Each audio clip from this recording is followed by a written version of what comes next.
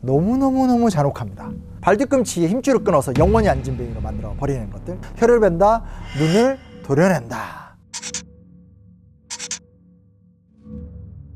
조선은 조직적으로 호랑이를 잡는 군인들을 양성하기 시작을 해요. 왜냐? 호랑이를 무너뜨리지 않고는 농업 생산력은 진척이 안 된다고 봤던 거죠. 혹시 내 다리 내놔라는 거 기억하세요? 이광기 씨가 툭 튀어나와가지고 내 다리 내놔 하면서 막 따라오잖아요. 내 다리 내놔라는 말은 절대 전설의 고향에 나올 수 없는 작품인 거예요. 왜냐면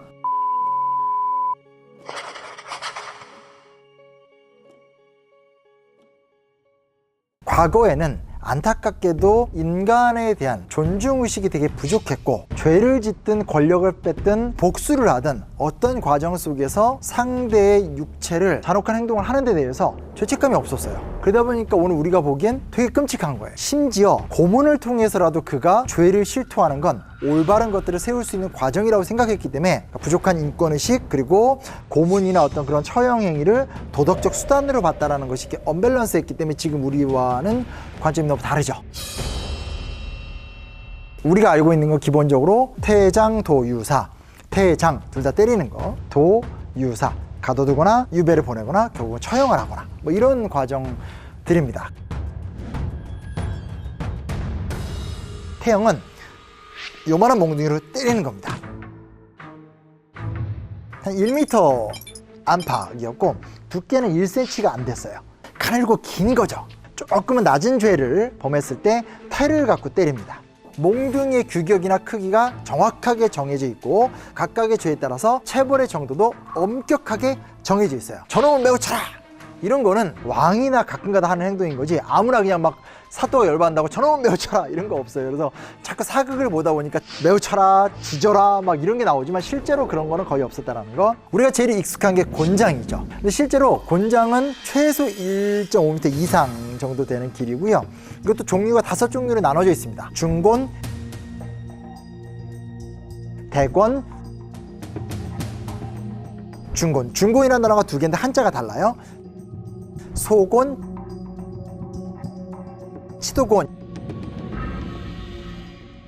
이거는 길이나 모양이 조금씩 다른데 위계에 따라서, 예를 들면 군유를 다스릴 때 쓰는 곤장과 일반 범을 다스릴 때 쓰는 곤장이 다르고요. 고위 관료가 쓰는 곤장과 하급 관료가 쓰는 곤장의 종류가 달라요. 그래서 각각의 곤장들이 다 권위를 상징하는 거죠. 그래서 예를 들어서 매를 적게 맞더라도 병조 판서가 직접 내린 장이면 이건 훨씬 더 엄중하게 집행이 된다라든지 뭐 이런 특징이 있는 거예요. 태형은 10대부터 50대까지가 최대 범위고요. 장형은 그걸 넘을 수 있었어요. 100대까지가 통상 갈 수 있는 건데 이런 거 없어요. 뭐 32대, 45대 이런 건 존재하지 않습니다. 10대, 20대, 30대 이렇게 딱 10단위로 가게 되고 있고요. 근데 이게 단언할 수 있는 건 장 70대 이상이면 사실상 죽는다고 봐야 돼요.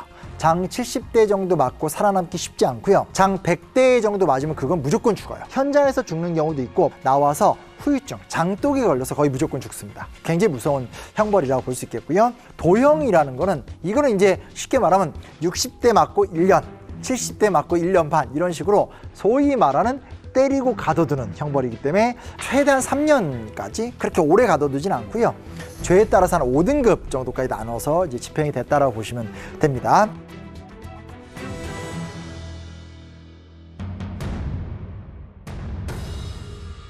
귀양이죠, 귀양. 법전에서 기준이 다 있습니다. 죄가에 따라서 2천리에서 3천리까지 유배지역을 결정하게 되는데요. 통상 계산해 보니까 문제가 있습니다. 뭐가 문제가 있냐면 뭐 제주도나 울릉도나 이렇게 멀리 가지 않는 한 기본적으로 우리나라 영토가 좀 작아서 2천리, 3천리가 거리상 안 나옵니다. 통상은 한 900리 정도였고요.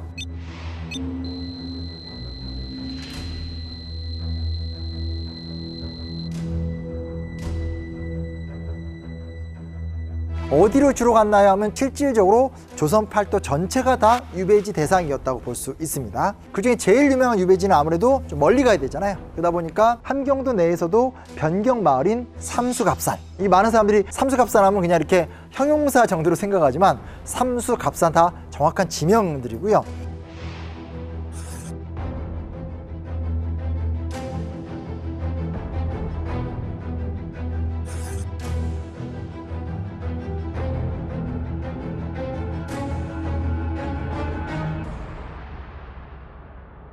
섬이 또 유명합니다. 흑산도, 추자도, 제주도. 흑산도나 제주도 이거는 정말 목숨을 걸어. 왜냐면 이때는 백길이 험했고 우리나라가 해양 기술이 떨어졌기 때문에 조난 사고가 날 수도 있고 아주 좀 위험했던 지역이고요. 조선 중기 이후로 가면서 점점점 섬이 이제 뜹니다. 주로 이제 다도해라든지 제주도 같은 데다가 많이 보냈고요. 이렇게 되면 조금 역사를 아시거나 제주도 여행을 많이 가보신 분들은 그 근처에 추사 김정희 기념관이 있구나, 이게 딱 생각나시는데 김정희를 대표되는 많은 분들이 거기까지 갔다라고 좀 볼 수 있습니다. 그리고 유배를 가면 전체 비용으로 원래 국가가 대줘야 됩니다. 근데 실제로 기록들을 살펴보니까 국가가 대주지 않은 경우도 굉장히 많았어요. 되게 억울한 거죠. 진짜 이렇게 유배를 가는 것도 억울한데 갈 때 가는 모든 비용을 다 내가 내 돈을 들여야 되는 거예요. 굉장히 좀, 심지어 근데 이게 다 기간이 정해져 있었어요. 며칠 내로 도착해라예요. 예를 들어서 비가 많이 내리거나 여러 상황이 생겨서 못 갈 수도 있잖아요. 그렇죠? 지체가 되면 지체됐다는 이유로 추가 징계가 내려진다라든지 뭐 여러 가지 어떤 그런 또 징계 조항도 있었고요. 근데 유배의 절정 중에 최악이 뭐냐?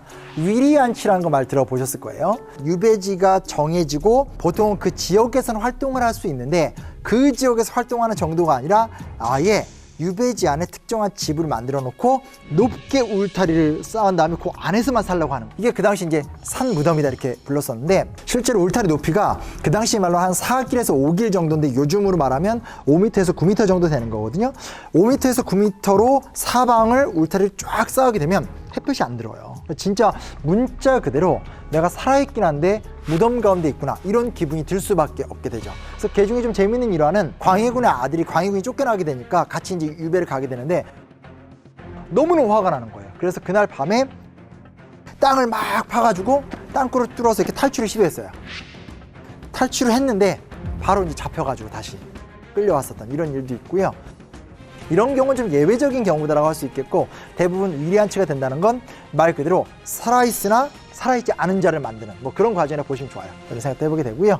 고문 얘기 중에 이제 우리가 제일 잘 아는 건 줄이죠. 줄이도 여러 개가 있습니다. 가세줄이, 줄줄이, 팔줄이가 있는데 우리가 제일 잘 아는 줄이는 이제 그 가세줄이, 그러니까 이제 다리 사이에 끼고 이렇게 하는 거, 굉장히 후유증이 심각했었고요. 이 줄이라는 것이 너무나 지독하다, 이것을 형법에서 빼야 된다라고 하는 논의가 굉장히 많이 이루어졌었어요. 근데 결국은 계속 진행이 됐었고요. 압스령, 그러니까 이제 무릎을 꿇리게 한 다음에 이제 무릎에다가 이제 무거운 돌을 놓는 거죠.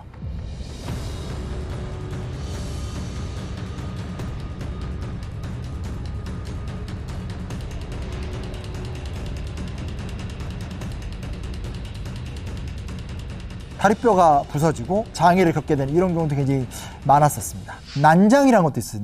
난타하는 건데 형님들 여러 명이 집중적으로 온 다음에 다리를 꽁꽁 묶고 발바닥을 몽 뒤로 막 수백 대를 때려요. 근데 때리다 보면 잘못 맞을 확률이 높고 말 그대로 난타를 했기 때문에 발가락이 떨어져 나가는 경우가 굉장히 흔했다고 합니다.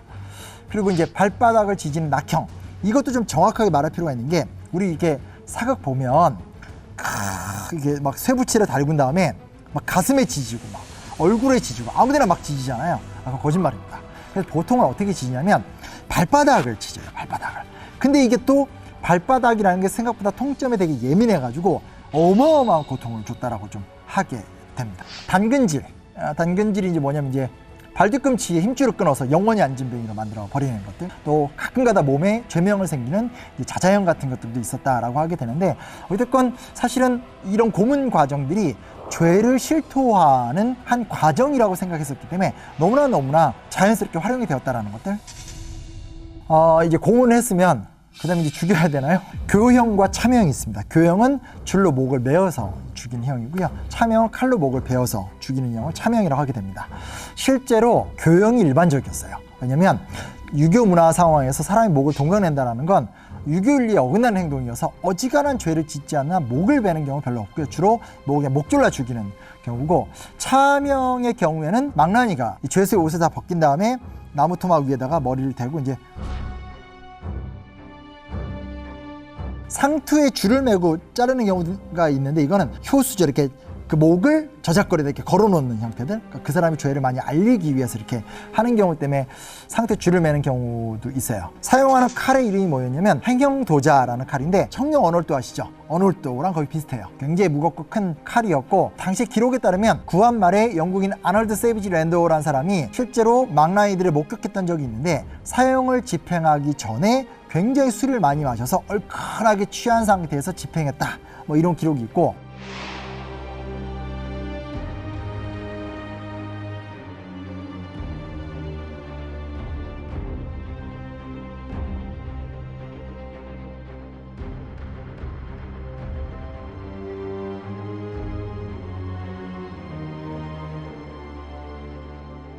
누가 사용을 하냐, 예전에 어떤 방송을 보니까 백정 중에 뭐 한 명이다, 뭐 혹은 망나니 계급이 있다, 이런 식으로 표현이 됐던 적이 있는데 그건 전혀 아닙니다. 현재도 누가 망나니였는가에 대해서 약간 논란은 있는데, 여러 기록들을 살펴보건대 사형수 중에 자원하는 사람 혹은 큰 죄를 졌는데 이 일을 하면 형을 좀 약간 감형해 주거나 목숨을 연명해 주는 형태로, 쉽게 말하면 죄인이 죄인을 처형하게 시켰다라는 것들. 그러니까 사실은 전문 망나니꾼은 존재하지 않았다라고 보는 게 좀 정확한 것 같고, 백정과 망나니를 절대로 똑같이 보시면 안 된다라는 거 정도는 기억해 줬으면 좋겠습니다.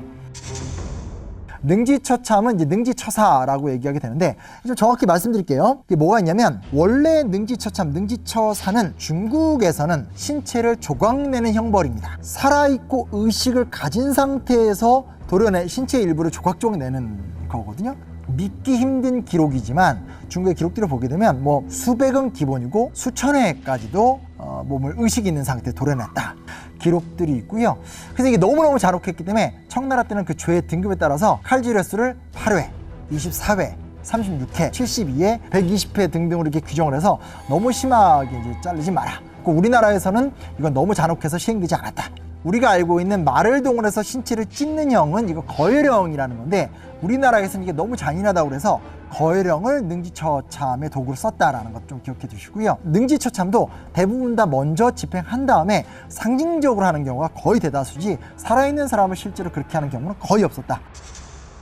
어떤 죄를 가장 좀 조선에서는 엄격하게 다뤘는가도 우리가 좀 살펴보도록 할게요. 근데 이제 조선시대에서 가장 심각한 죄는 뭐냐면, 첫째는 당연히 반역죄죠. 반역죄 다음으로 혹은 반역죄와 동급으로 비판받는 죄가 뭐냐, 그게 강상죄예요. 강상죄. 강상죄가 뭐냐, 쉽게 말해서 효를 어긴 것, 부모에 대해서, 가족에 대해서 효와 효제 충신을 어긴 어떤 그런 잘못들인데, 흥미로운 게 뭐냐면 신기할 정도로 좀 충격적인 사건들이 많아요. 친인척 간 간음 사건, 그러니까 뭐 계모랑 사귀었다, 아비의 첩을 뺏었다, 숙모나 사위랑 관계를 맺었다. 약간 그 조선판 사랑과 전쟁, 실제로 이게 왜 나타나냐, 두 가지 이유 때문에 나타납니다. 첫째, 지금 우리는 법적으로도 8촌 이상이 벗어나면 남남이죠, 그렇죠? 근데 조선은 기본적으로 22촌, 24촌까지는 친척이에요. 이 사람들은 서로 너무 먼 거잖아요, 그렇죠? 요즘은 말하면 거의 남남이죠. 근데 그 둘이 사랑에 빠졌다 해버리면 그냥 처벌을 받게 되는 거예요. 그래서 1차적으로 조선시대 때 이런 어떤 성윤리를 어긴 처벌 사례가 굉장히 많은 것은 오늘날과 그때 생각하는 친족의 범위가 너무 달랐어요. 오늘날 현대사회는 모든 폭력은 국가가 관리해요. 그래서 예를 들어서 내가 큰 피해를 받았다고 해서 내가 직접 복수하는 게 아닌데, 조선사회는 복수의 문화가 꽤 있었어요. 꼭 우리나라만이 아니라 복수라는 것은 굉장히 중요한 도덕적 의무기도 했었거든요. 이것 때문에 이제 여러 가지 사건들이 터지게 되는데, 그중에 한두 개 정조 때 얘기를 말씀드리려면, 그 윤덕규라는 자가 집안의 서자 윤원서라는 사람과 갈등을 한 거예요. 자, 나는 본초의 자식, 너는 첩의 자식. 근데 문제는 뭐냐, 갈등이 심해지는 상태에서 서자였던 윤언서가 발로 때려가지고 잘못 맞았나 봐요. 그래서 시름시름 앓다가 38일, 한 달 넘어서 죽게 돼요. 근데 실제로 이게 판결이 무죄 판결이 나요. 왜냐면 때려서 죽었다고 얘기하기엔 한 달이 더 지났기 때문에 이거를 이게 때려서 죽였다고 얘기할 수가 있는가, 이렇게 해서 무죄 판결이 났는데, 문제 뭐냐, 윤덕규의 아들 윤항이 완전 열받은 거예요. 이 나쁜 자식, 그것도 첩의 자식 주제에 내 아버지를 죽였어. 이거에 복수심에 불타가지고 칼을 들고 가서 이제 살해를 했어요. 근데 이게 너무너무 잔악했던 사건이기 때문에 심리록에 자세히 기록이 돼 있는데, 죽인 다음에 배를 갈라서 간을 끄집어내서 씹어먹고 아버지 무덤에 가서 통곡을 한 다음에 자수를 하는데, 자수를 그냥 한 게 아니라 죽은 자의 내장을 어깨에 메고 창자를 허리에 띠처럼 들고 와서 관문에 와서 자수를 한 거예요. 이거 정말 너무너무나 잔혹한 좀 모습이죠. 뭐 이랬던 일도 있다라고 할 수 있습니다. 잔혹한 얘기이긴 한데, 잔혹하게만 기억하시기보다는 이런 식으로 이 시대의 사회적 특징에 따라서 범죄나 사건 사고가 좀 다르게 나타난다라는 거, 이런 걸 좀 알고 보시면, 아, 결국은 사건 사고도 시대성을 띠는구나, 이런 좀 느낌을 갖고 가질 수 있지 않을까, 뭐 이런 생각을 해보면서 아우, 잔혹한 얘기 그만했으면 좋겠습니다. 좀 너무 힘들어요. 네.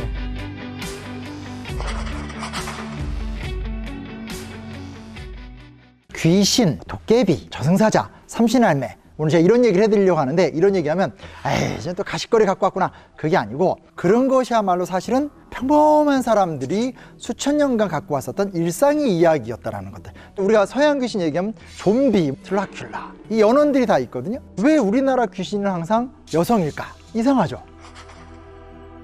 시기적으로 따져보게 되면 우리가 보통 알고 있는 귀신 이야기의 원형은 고려 말에 홍건적과 왜구의 침입, 특히 왜구의 침입이 너무너무 심했잖아요. 그 전란이 굉장히 오랜 기간 지속되었기 때문에 되게 많은 사람들이 죽거나 도망다니거나 고통을 당했어요. 근데 가장 비극적인 상황에서 가장 비참한 건 사회적 약자들이에요. 여성, 어린이, 노인, 이런 사람들이거든요. 너무 가슴 아픈 얘기죠. 근데 조선 중기 때 임진왜란과 병자론이 또 일어나요. 큰 전란을 경험하게 되고, 전란에서는 언제나 어떤 피해자들? 사회적 약자. 근데 이제 여자 귀신 하면 딱 떠오르는 스토리 뭐 떠오르세요? 대표적인 게 장화홍련. 그 나쁜 가문을 처단하고 여성들의 원혼을 달래줬더라. 이런 게 왜 나타나냐? 이거는 임진왜란과 병자호란 이후에 강력해지는 유교 문화 때문이다라고 대부분 분석을 해요. 왜냐면 그 전까지 조선 전기 때는 성리학의 지배도가 그렇게 높지 않았었거든요. 그래서 우리가 잘 알고 있는 신사임당 같은 경우도 보통 시집살이 하잖아요. 그걸 친형제도라고 얘기하는데, 신사임당은 거의 평생을 다 친정집에 살았었어요. 그 정도로 실제로 조선 중기까지만 하더라도 그렇게 유교 문화가 일상에 파고들지 않거든요. 근데 임진왜란과 병자호란을 겪게 되면서 제대로 대항하지 못했었어요. 그게 안 되는 상태에서 아래로부터의 불만을 무마하기 위해서 유교 윤리를 아주 철저하고 체계적으로 강요하기 시작을 해요. 여성의 수절이라든지 이런 것들이 굉장히 좀 심각하게 요구가 되기도 시작하고요. 극단적인 사례는 남편이 너무 일찍 죽어서 아내가 아직까지 10대 후반이나 20대 초반이에요. 그러면 이 여성은 재혼을 하는 게 정상적인 거잖아요. 근데 그렇게 시키질 않고 자살을 강요하는 경우도 있어요. 왜냐하면 집안의 명예, 영광 이런 걸 위해서 마을 단간나무 앞에서 자결을 강요하는 거죠.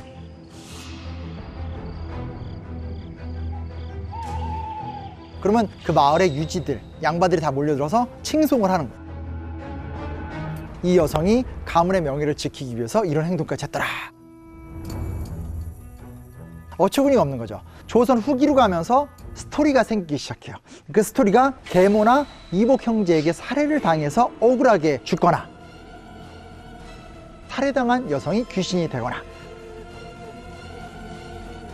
또 강간에 저항하다가 죽은 여성들, 이런 여성들이 귀신이 돼서 나오는 스토리들이 굉장히 많아져요. 왜 우리한테 귀신하면 주로 여성, 소복 입은 처녀 귀신이 많이 나오는가 라는 것은 이 한반도에서 벌어졌었던 전란과 유교 문화의 악습이 결합되면서 나타나게 된 현상이더라 볼 수 있습니다. 혹시 내 다리 내놔라는 거 기억하세요? 이광기 씨가 툭 튀어나와가지고 내 다리 내놔 하면서 막 따라오잖아요.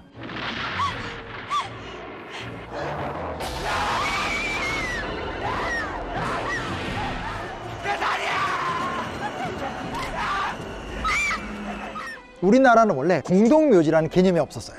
우리나라 사람들은 일반 평민이 됐든 양반이 됐든 간에 자기 소유지 땅에다가 매장을 했었어요. 근데 일본이 우리나라로 들어온 다음에 1910년대 때 묘지 규칙이라는 걸 통과시키면서 특정 매장지를 설정하고 거기에 모아서 매장을 하라고 시킨 거예요. 이게 저항이 되게 심했어요. 3.1운동의 도화선 중에 하나거든요. 왜냐면 묘를 짓는다는 거 내 조상이잖아요. 그러니까 우리 가족을 위한 우리의 땅에다가 잘 모셔야 되는 거거든요. 그런데 그게 아니라 생판 모르는 사람들과 함께 공동으로 묘지를 지으라는 거, 이게 감당이 안 됐던 주제인 거예요.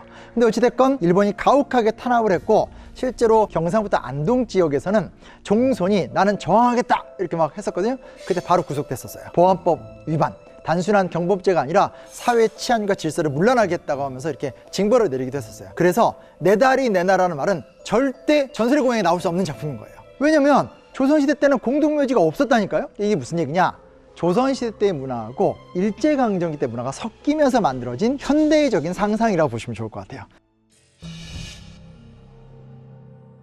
제사를 지내잖아요, 우리나라 사람들은. 이게 다 세계관이라는 게 있는 거예요. 무슨 얘기냐면 우리나라를 포함해서 중국, 동아시아 일대는 보상신이라는 개념이 있었어요. 그러니까 사람이 죽으면 혼과 백이 분리가 돼요.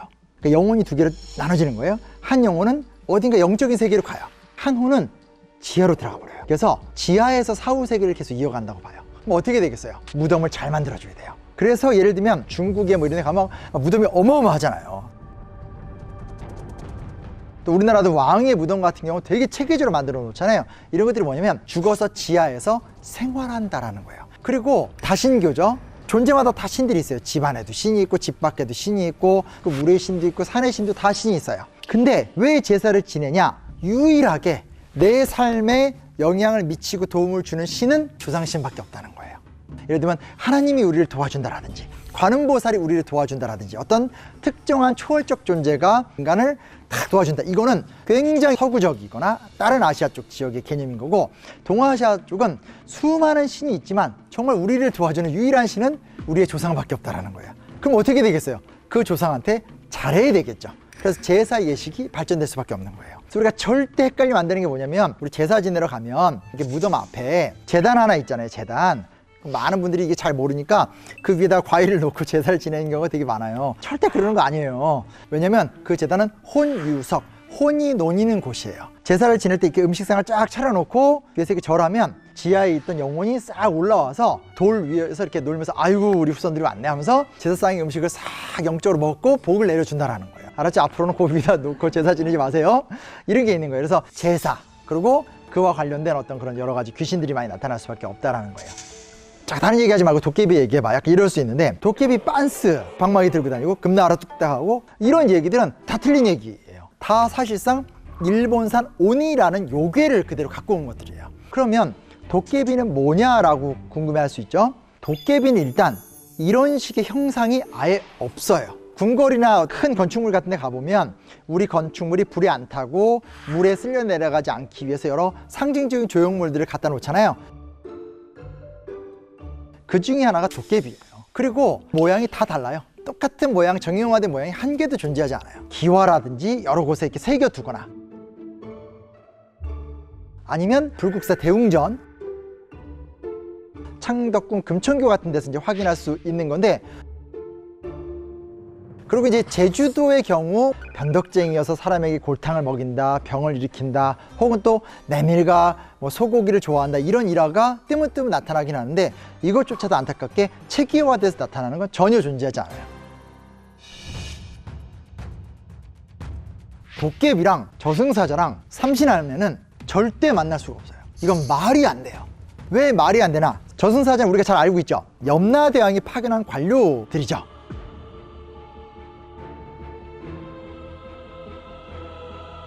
이거는 중국 도교에서 나왔어요. 그러니까 도깨비는 우리나라의 전통적인 문화였다면 저승사자는 중국에서 들어온 거예요. 그리고 중국에서 해산신앙이라고 그래서 중국의 산둥반도 일대에서 꽤 발전했던 사상인데, 흥미로운 게 뭐냐면 동아시아가 관료제도가 되게 많이 발전했잖아요. 이게 너무 많이 발전이 돼서 죽은 자도 관리가 되는 거예요. 즉 염라국의 왕이 있고 그 밑에서 저승사자라는 관리들이 있는 거예요.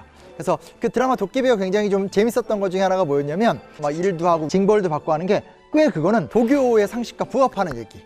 그 다음에 삼신할매가 나오죠. 삼신할매는 진짜 민중문화의 상징이에요. 예전부터 북두칠성하고 북극성만큼은 인지를 했었거든요. 군주들은 북두칠성이나 북극성을 자기의 권력의 수단으로 삼았더라면 가진 건 물밖에 없으니까 물을 떠놓고 칠성시키에 비나이다 하는 것들.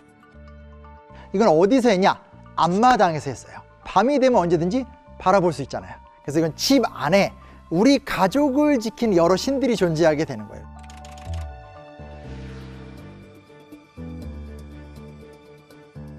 쌀떡을 관리하는 성주신, 그리고 부엌을 관리하는 조왕신, 그리고 자녀의 점지나 이런 것들을 담당하는 삼신할매.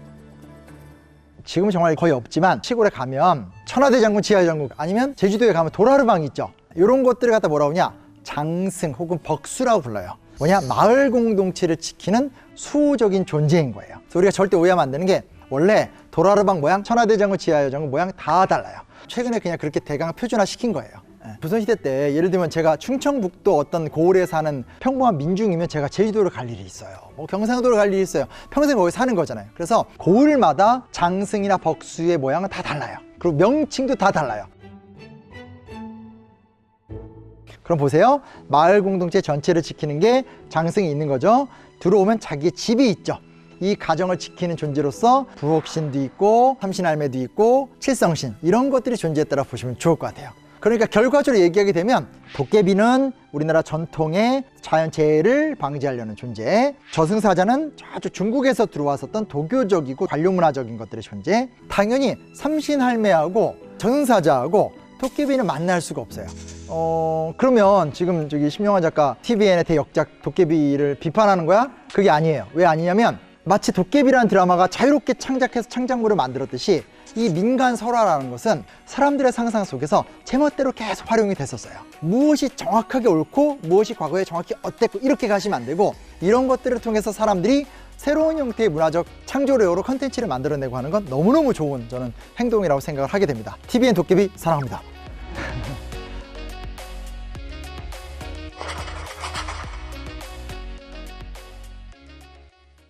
호환 뭐 이런 말 생기죠. 호환이라는 게 쉽게 말하면 호랑이로 인한 환란이다 이렇게 보시면 돼요. 그래서 호랑이가 그만큼 무시무시한 동물이기 때문에 호환이란 말이 나타나게 되는데, 조선 전기로 보게 되면 놀랍게도 우리나라엔 호랑이랑 표범이 굉장히 많았어요. 사람이나 소가 물려 죽는 일들이 굉장히 빈번했고, 빈번한 횟수가 조금 상상을 초월할 정도.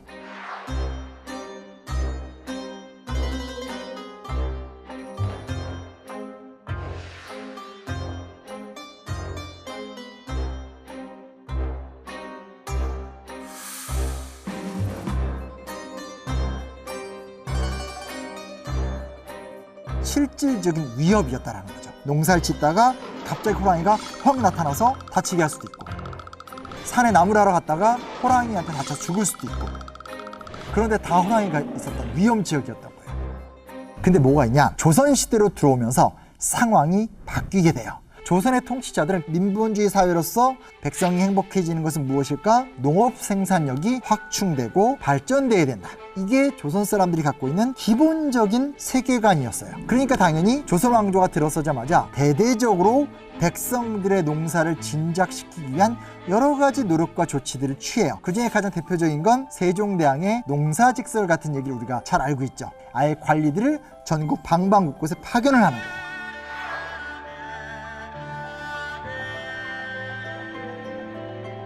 전국에서 오랫동안 농사를 지어오셨던 할아버지 농부들을 직접 만나서 농사의 노하우들을 듣는 거죠.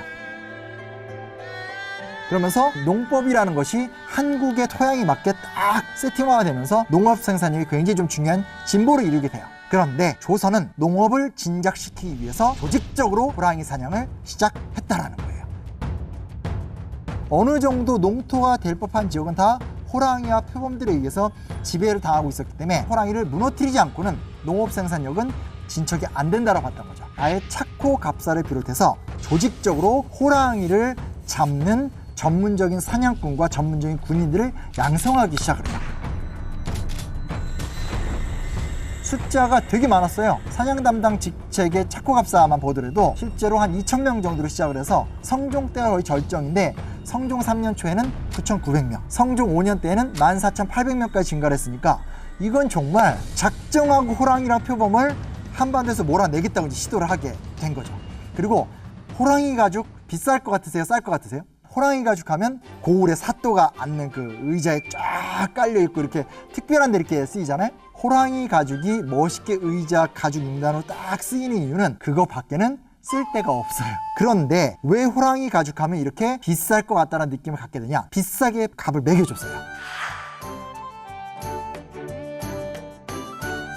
사냥해서 그 가죽을 벗겨오면 돈을 벌 수 있는 루트를 만들어준 거예요. 농민들이 농사 지을 때 농사 짓지만 특정한 기간에는 조직적으로 작전을 짠 다음에 여러 방법을 써서 호랑이를 잡아서 호랑이 가죽을 벗겨오면 무조건 돈을 많이 주는 거예요. 그러니까 사람들은 더더더 돈을 벌기 위해서라도 호랑이를 잡기 시작을 하게 되는 거죠. 그리고 의무적으로 호랑이 가죽을 몇 장씩 내라, 각 고을마다, 이런 기준들도 다 있었어요. 이런 식의 진행들을 조선 전기 때부터 시작해서 성종 때까지 조직적으로 200년간 밀어붙이기 시작을 한 거예요. 자, 결론은 어땠을까요? 사람이 이길 수 있을까요? 호랑이가 이길 수 있을까요? 당연히 사람이 이길 수밖에 없죠. 그래서 조선 전기 약 100여 년간의 치열한 싸움 속에서 호랑이가 대패를 하게 됩니다. 우리가 조선하면 떠오르는 게 산수화 같은 거 떠오르시죠? 산이 있고 바위가 있고 강물이 흐르고 점 같은 인간 하나. 특정 지역에 가면 정자가 있고 어린아이들은 냇물에서 물고기 잡이를 하고 봄이 되면 꽃이 피면 꽃놀이 하고 이러한 전통적인 이미지 이런 것들이 실질적으로는 호랑이 사냥의 결과였다라는 거예요. 엄청난 싸움을 통해서 호랑이를 싹 몰아내고 산속으로 들어가 버리고 나니까 그 지역이 인간의 땅이 된 거예요. 여기서 우리가 정말 사고의 변화가 필요한 게 뭐냐면 우리가 되게 자연 친화적이고 자연과 벗하고 자연과 함께 했다라고 하는 그런 이미지, 그림들은 사실상 조선 전기 때 평범한 민중들의 농업 생산력을 향상시키기 위한 아주 조직적인 국가정책의 산물이었고 그 국가정책의 산물 속에서 호랑이가 패배했기 때문에 나타나는 현상이었다는 걸 알 필요가 있다는 거죠. 자연 통제의 결과로 인구가 급속히 늘게 되고 그만큼 맹수들은 깊은 산중으로 도망가게 되었다라는 아주 의미심장한 결론에 도달하게 되는 거죠. 그 다음 단계는 어떤 단계가 되냐? 이제 소의 천국이 돼요.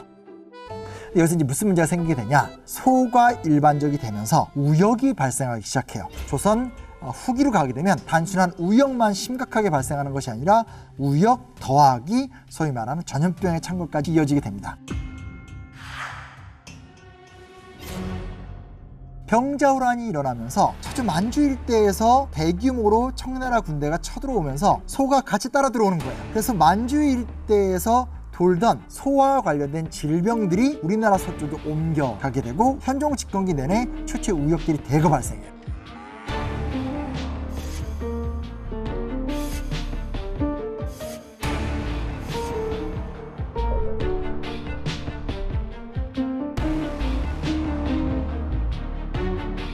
이게 통제가 안 돼요. 이런 식으로 한번 병이 돌면 정말 우후죽순처럼 다 죽어나가기 시작해요. 싹 죽고 나면 안정기로 들어가요. 그러다가 또 시간이 지나면 잠복했던 병이 또 돌면서 또 한 번 또 소들이 대거 우역으로 죽어요. 그리고 정확하게 현재 파악할 수는 없지만 인수 공통으로 일어나는 전염병의 창궐까지 이어지게 되면서 인간의 건강까지 위협하게 됩니다.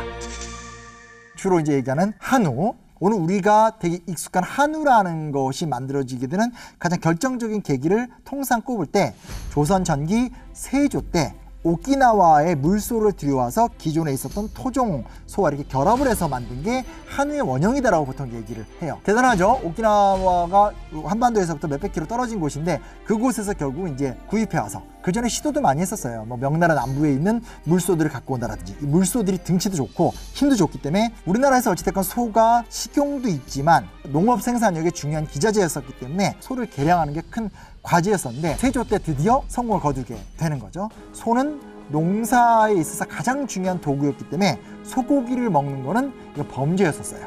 아주 특별한 날 도축을 하거나 어쩔 수 없이 병들어 죽은 소의 일부를 이제 건강한 상태에서 먹거나 이런 특정한 것들을 제외하고는 소고기는 먹으면 안 돼요. 그래서 실록을 보다 보면 되게 재밌는 게 뭐가 나오냐면 사대부집에서 돈을 들여서 소를 잡은 거예요, 몰래. 그래서 자기 집안에서만 몰래 먹으려고 불을 피워서 막 먹고 있는데 이미 정보가 새가지고 사원부의 관원들이 대기하고 있다가 고기 굽고 막 먹고 있는 그 순간 현장 급습하는 거예요.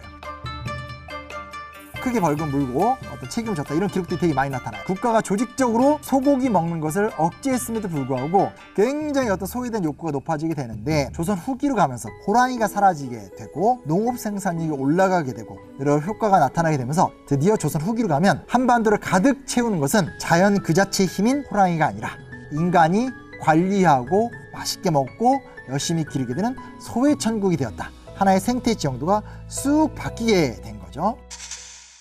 우리는 되게 쉽게 생각하잖아요. 서양 문물이 들어와서 자연이 다 파괴됐다. 정근대 사회는 자연 친화적이었다. 사실 냉정히 따지면 인류의 문명사 자체가 자연과의 투쟁이었고 객관적으로 한반도로 따지게 되면 이미 조선 전기 때가 되면 인간은 자연을 통제하기 시작을 했다. 결국은 조선시대 때도 똑같이 생태 문제가 있었고 그 생태 과정 속에서 동물들이 멸종의 위기에 처하기도 하고 또 한편에선 특정한 종이 넘쳐나기 시작하면서 그로 인해서 굉장히 심각한 새로운 어떤 질병의 문제가 생기게 됐다. 단순한 이야기로 시작하고 재밌는 옛날 이야기처럼 보일지 모르겠지만 생태주의적 관점으로 역사를 볼 필요도 있다. 이런 것들도 우리가 함께 생각해 보면 좋을 것 같습니다.